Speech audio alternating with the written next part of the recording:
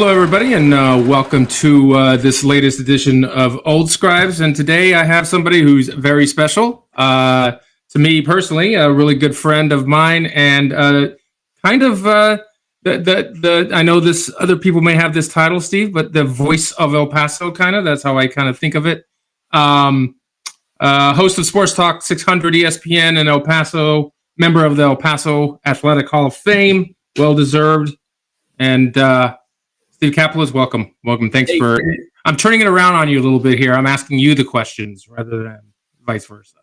Well, I appreciate that, Matt. First off, it's great to see you. I love the background. I love the Leroy Neiman print. And it's funny enough, we've covered a fight or two in Las Vegas where he was present and sitting right there ringside and getting a chance to take it in, either working on a piece of art at that time from a big fight or just being the big boxing fan that he was. And I love that.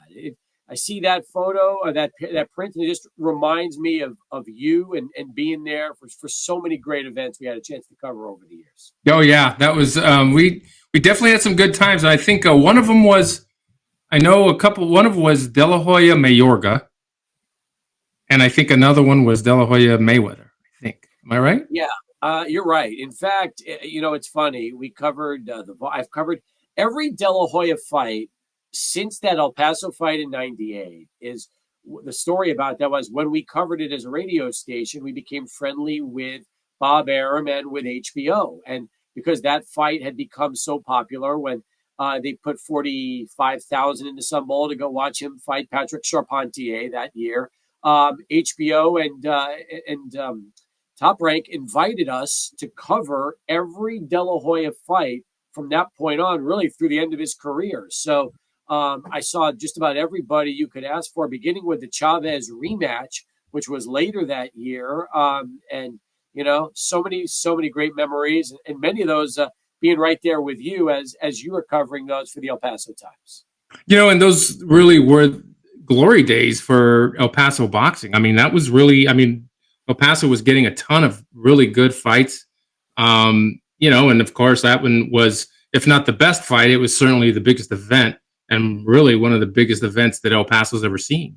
I agree. And the funny thing is that at the time of that fight in '98, El Paso was getting big opportunities with HBO because we had already seen fighters like Eric Morales, Marco Antonio Barrera, some great ones fight already, and places like the Coliseum, which was the smaller venue of 5,000, the Don Haskins Center, which seated 12. But putting it in the Sun Bowl and having the kind of crazy windstorm that afternoon that almost blew the whole HBO set down prior to the main event. I mean, some people wondered if that fight was even going to happen because of how windy it was that night in 1998. We had to run for our lives at one point. Do you remember that? I do. That was scary. I really thought the whole thing was going to come tumbling down. And, I certainly wasn't looking up. I was looking straight ahead, and I had to leap a fence. And a few people said, yeah, it came kind of close.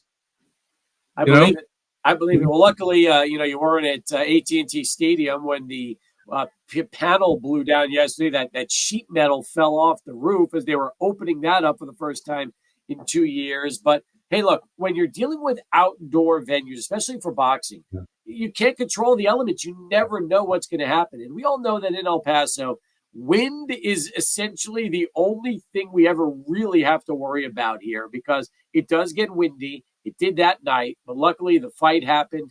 De La Hoya put on the show that we all expected. And my favorite memory of that fight, Matt, was we were hearing about rumors of celebrities for the entire week leading up to the fight. Madonna was rumored to be on their way, and so many other greats were supposed to come. The only celebrity that showed up was Lou Ferrigno, who played the Incredible Hulk. He was there ringside and probably got the greatest royal treatment of his entire life because he was the celebrity that was sitting there in El Paso to watch De La Hoya fight that night. Lou Ferrigno loves El Paso, that's for sure. Yes, he sure does. The reception he got that night was pretty epic. Steve, talk to us a little bit about how you started in the business and your background. I know originally you're from Brooklyn. Tell me about how you got to El Paso.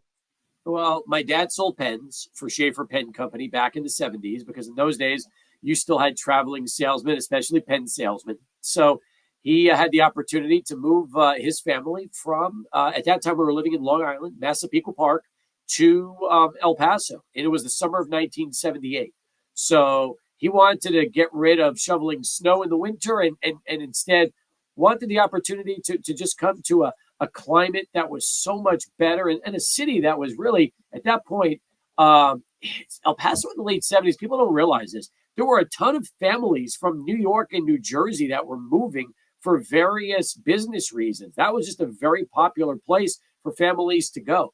I always remembered when my dad was telling us when he was getting ready to move, people asked him if they had paved roads in El Paso because they always thought about El Paso as that dirt town where you would see the horses and the carriages. And people were actually believed that was really what El Paso was like in the 70s. So we moved there.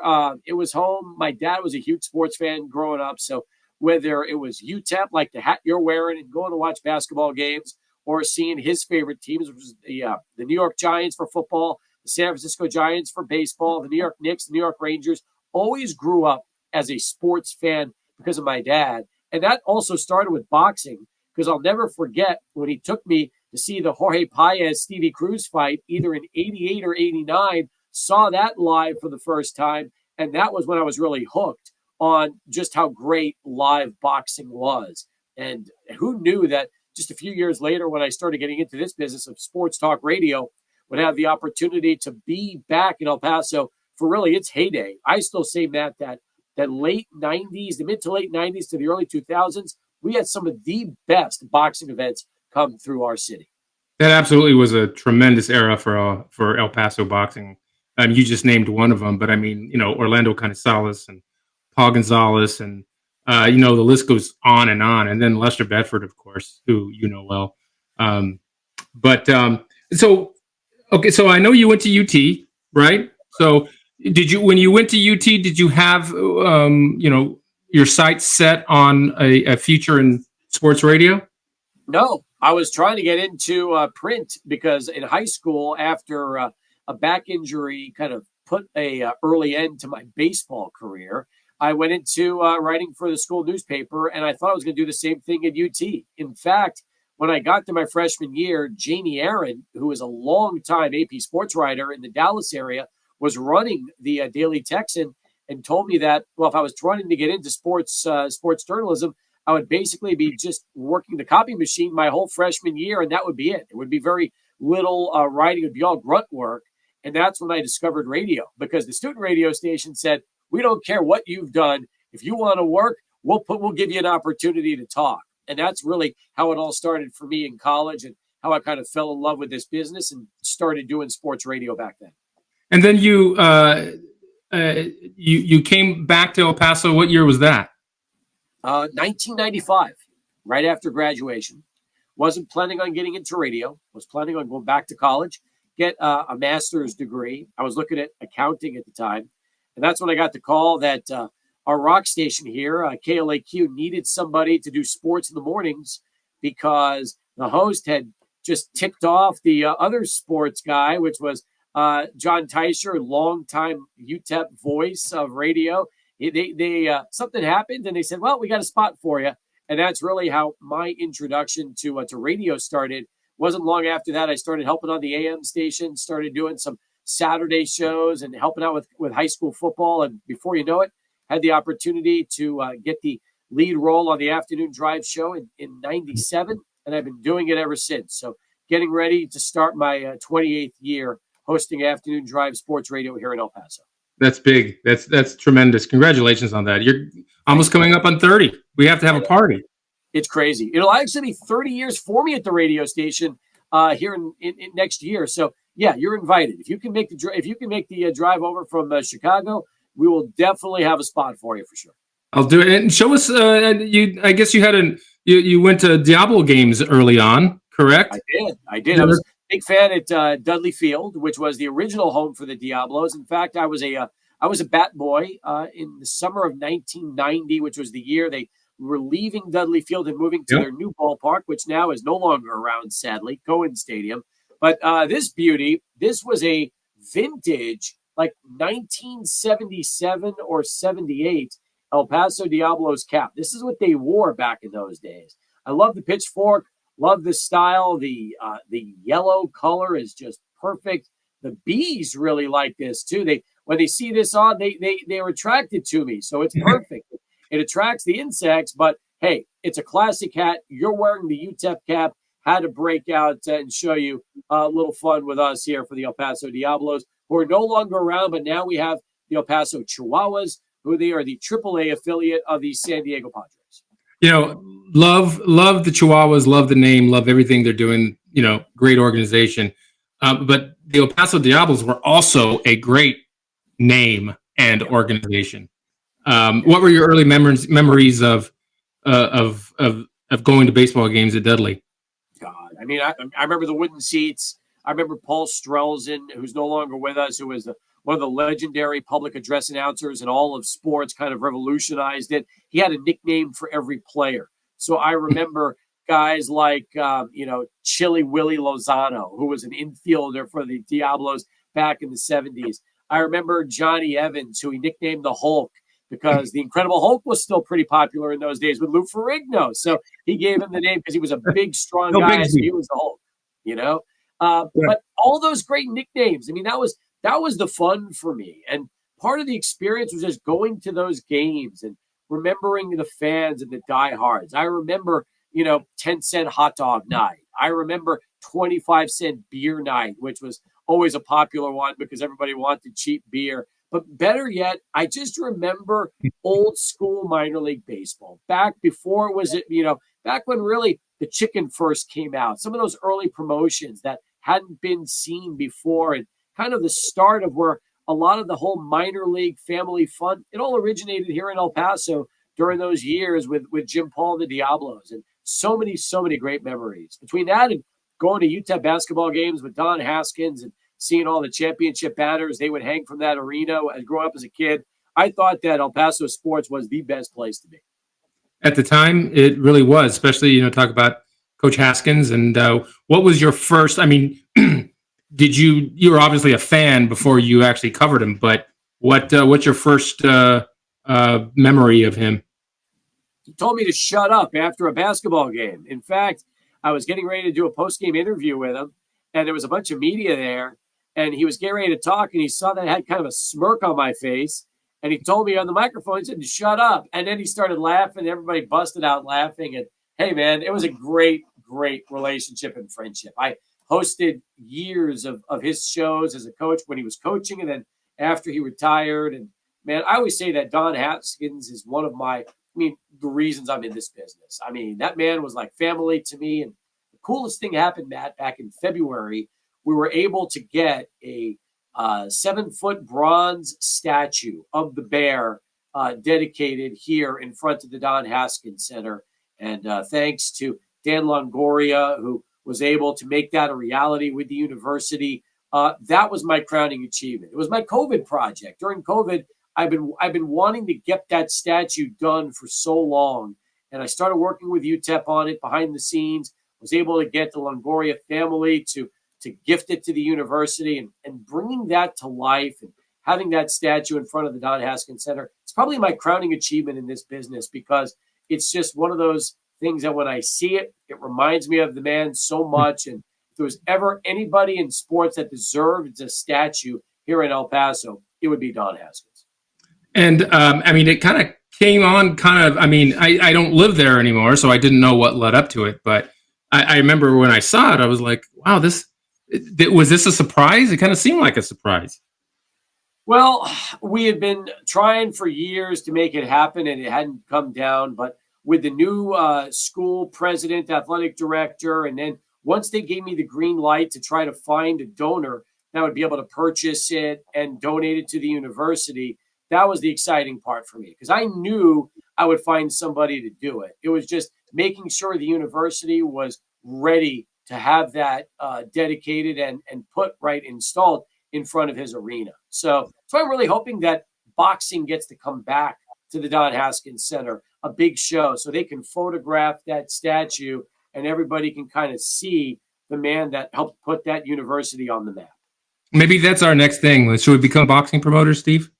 Gosh, look, do you see why I don't grow hair like you, Matt? The reason I don't have a beard or a mustache is it would all be completely white. And do I want my entire hair to turn silver or white? No, that's what would happen if I try to get into the boxing promotion business. Right. Yeah, I hear you. So we're on the subject of UTEP basketball. Talk to us. What do you expect of this year?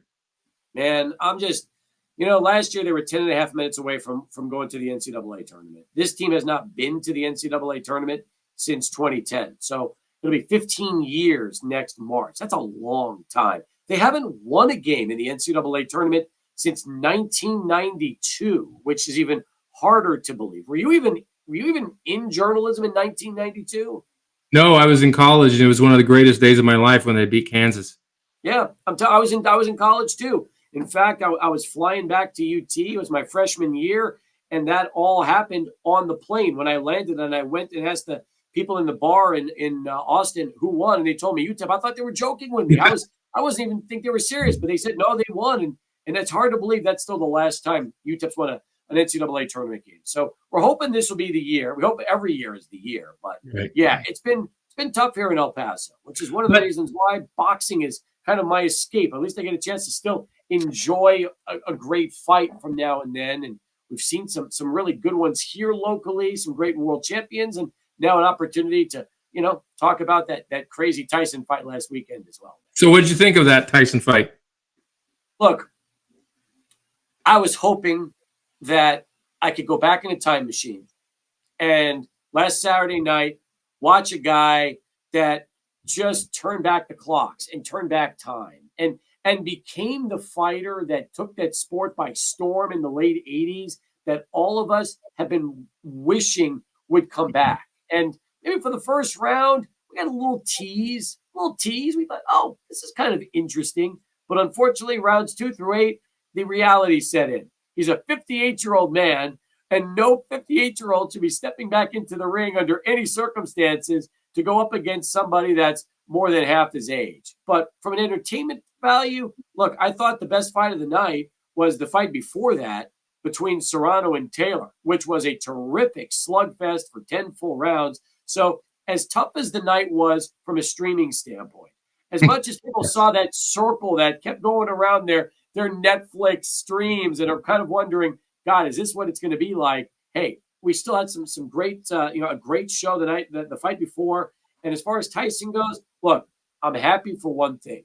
I'm happy he made it out okay. That's the big. I was really worried about him getting seriously injured during that fight, Matt, and it didn't happen. So in that regard, I think that's a win for boxing and a win for a lot of us. I didn't think he looked all that bad, considering his age, considering how many fights he's had, considering, everything. His legs have been gone for 25 years. So, so I didn't expect him to have a lot of legs, but I did feel like defensively he fought pretty well. He was ducking and bending at the waist, and to me that was what he had really trained for, was to avoid shots and be defensively responsible. And I thought he was, and I thought, luckily for us, because I think at the end of the night, like you said, it was a very good card. The Mario Barrios fight was really good before Serrano and Taylor went at it. And that was an all-time fight. That was up there with, Christy Martin versus Gogarty on the Tyson undercard. It's one of the first fights that I covered. It was just a tremendous couple of fights there. And then, of course, you had the Tyson fight, which I thought ended up better than I thought it would. And the whole, I was like, why is everyone so mad? What did they expect? It's not too much. The buffering thing, that was a whole different thing. That I think that's, Netflix, I don't know how the next day they could, with such pride, say, announce how many viewers they had, and then what percentage of them didn't get to see anything. I mean, I thought it was my my internet. I actually took off the modem and I switched it on my cell phone. I'm like, okay, maybe there's too many people online right now all watching the same thing, and it's overloading the signal. I didn't even know what the problem was until after the fact. But I guess back to Tyson for a second.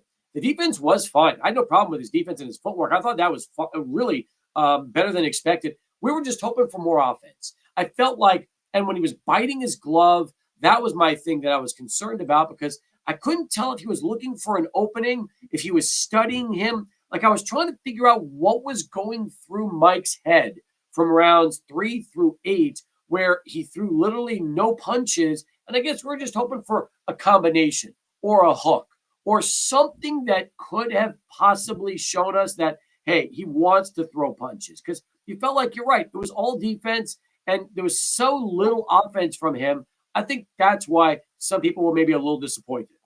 Well, and I think we talked about this that night before the fight, is that, a 58-year-old only has so many flurries in him. He's just, all of these, outtakes of him throwing, combinations against the guy wearing pads. Well, I mean, that's fine, but when you're in a real fight, you're not gonna do that, especially with someone 30 years younger. I think he was probably, number one, he didn't have any reflexes.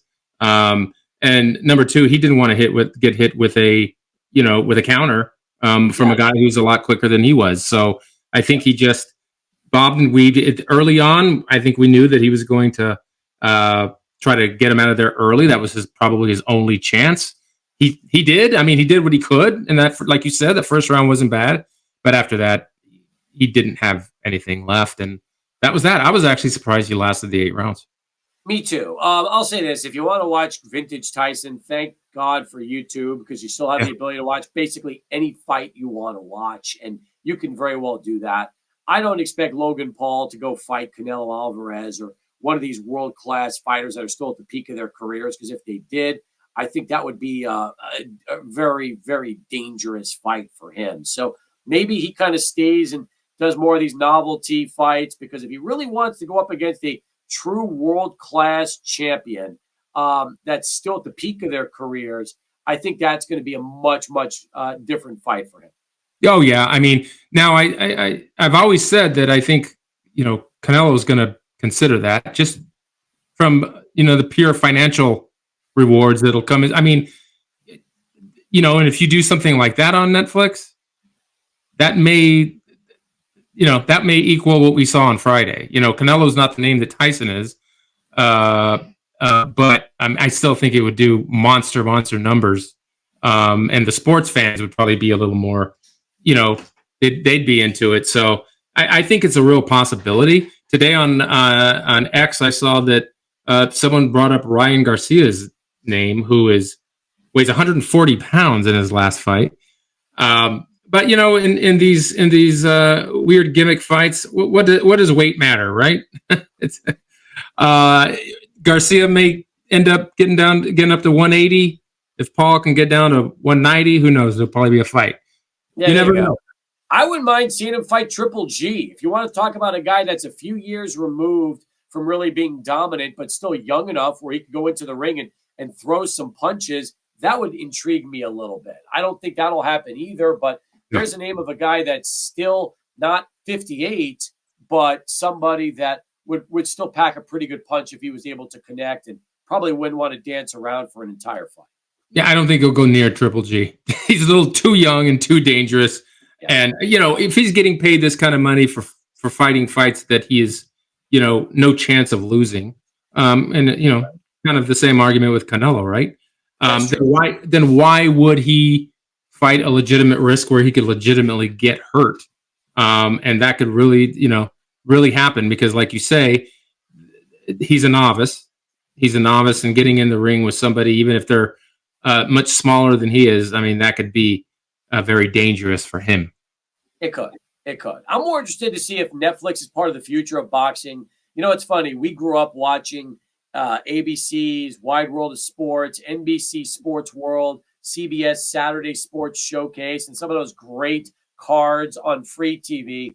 And then HBO, Showtime, ESPN, USA, so many of these other great fights. And I'm more interested to see really where the future goes, because I'll be honest with you. I miss HBO. I miss Harold Letterman, who was a guest in my wedding, and that's how close we got. Yeah. And I'm just thinking about some of those personalities that are no longer with us.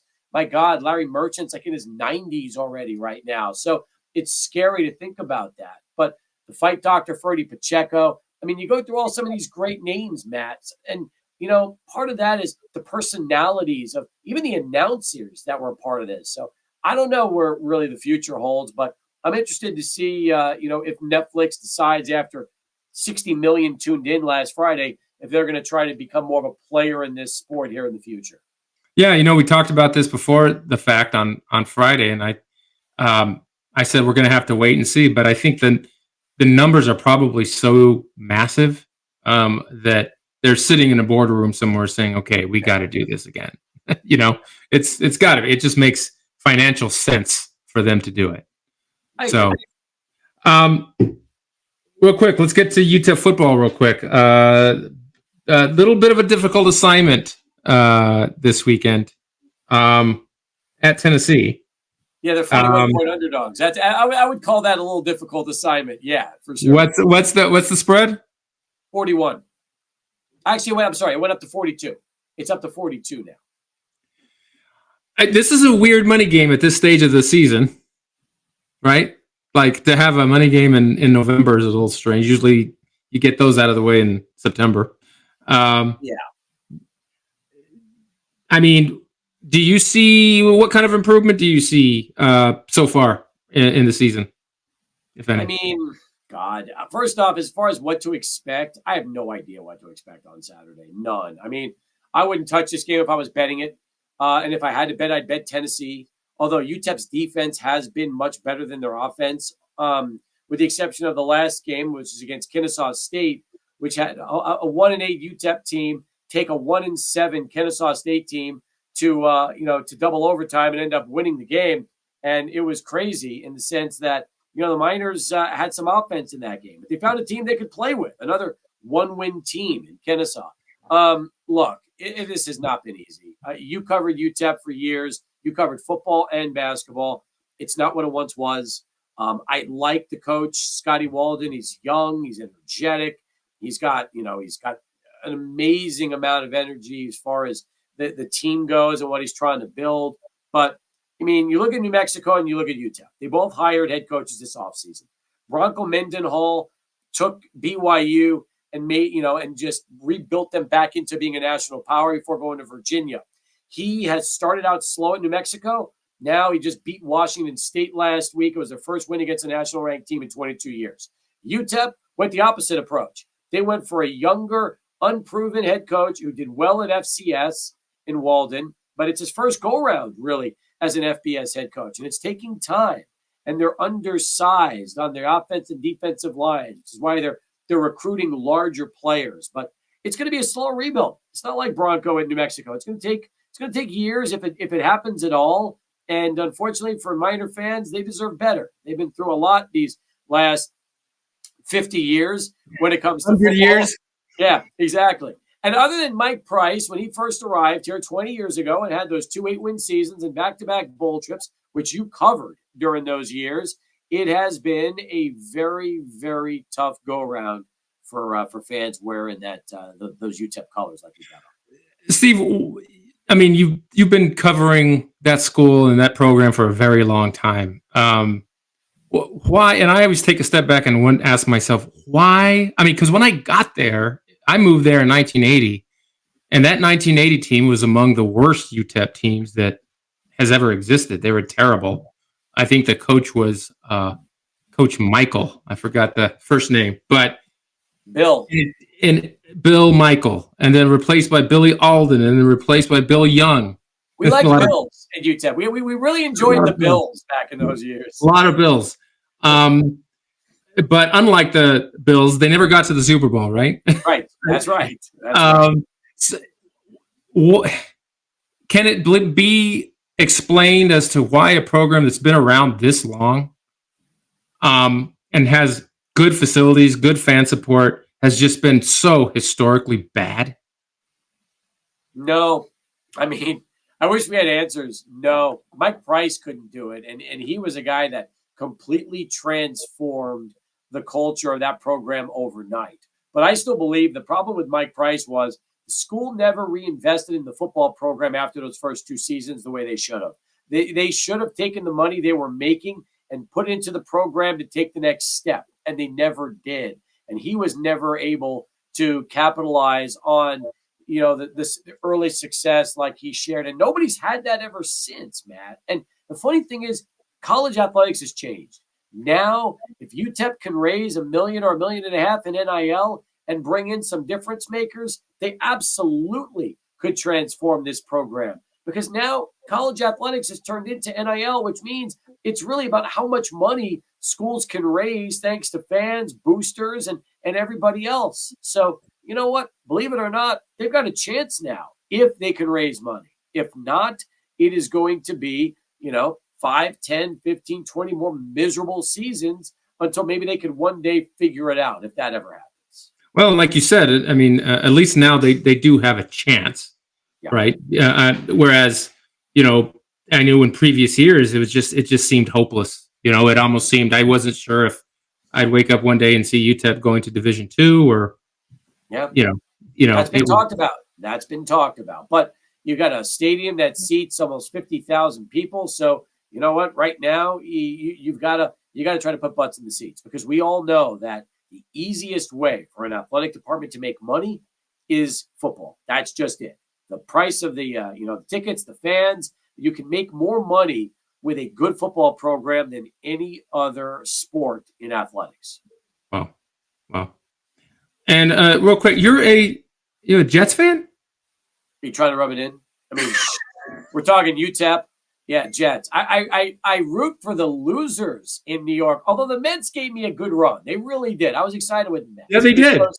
It goes Jets, Mets, Knicks, Rangers. In football, I like to torture myself. That's just what it's about. As if I don't have enough problems here locally with the UTEP, now I get to deal with the dysfunctional organization that is the New York Jets. Which, by the way, I am the only person on the planet that is a Jet fan that doesn't blame Aaron Rodgers. I really don't. Because I feel like they never gave him an offensive line to succeed, ever, really, last year or this year. Had he not gotten hurt last year, he would have gotten killed because they had no offensive line. And they didn't fix it this year either. So if they gave Aaron Rodgers an offensive line so he didn't have to throw the ball half a second after he gets it, he might have a different season right now. But unfortunately, they fired their general manager today, Joe Douglas. They got rid of Robert Saleh about a month ago. It has been a dumpster fire. It's like they're the AFC version of the Cowboys this year. It has just been really, really bad. I just couldn't understand what they thought they were accomplishing by getting rid of Saleh, right? It made no sense. No, I mean, they're trying to make him the scapegoat, and now we all see that this wasn't Robert Saleh's fault. It was much deeper than that. And now they're going to get a new coach, a new general manager next offseason. Who knows if they're even going to want Aaron Rodgers back? And as a Jets fan it's just, they're going to continue to suck. That's just the reality, the sad reality of the situation. Thank you for depressing me, by the way. This has been a very depressing 30-minute conversation with you, because we've talked about UTEP basketball not winning a tournament game since '92, UTEP football, their history, the Jets. I mean, can we at least end this on a high note, Matt? Sure. How about them Cowboys?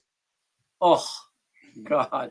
Well, I guess if you hate the Cowboys, this is like the greatest season ever. And you're a Chargers fan, so you know what it's been like being miserable the last few years, and now finally having an opportunity to enjoy some success because they hired a head coach who knows what he's doing. That's what it all comes down to in sports. You've got a good leader, good things will happen. But why won't more coaches do that? I mean, we know in Dallas why, because Jerry Jones, but we'll take it here, like here in Chicago, right? Also, just coming apart at the seams. They had a shot at Harbaugh, which would have been a very good fit. Yep. Didn't pursue it, whatever. They could have just thrown everything at him, and they would have him. Now Bill Belichick is out there. They can do that too, but they don't do it. And the answer's there. It's just a lot of these, owners just refuse to do it. Yeah, it's a shame. It really is. And, some people will say, well, Bill Belichick's too old. He's a winner. I mean, that's just what it comes down to.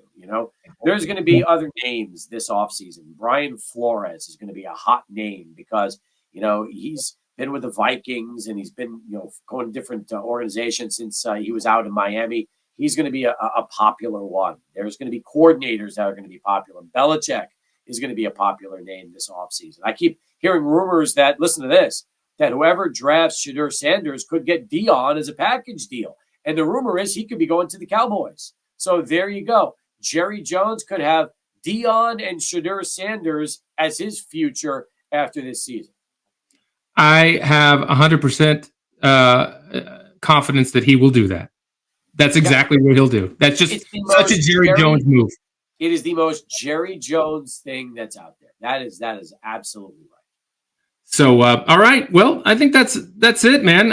Ending on a positive note, I will say that thanks for serving El Paso all these years and being the best voice that the city's ever seen. So I appreciate that. That's really kind.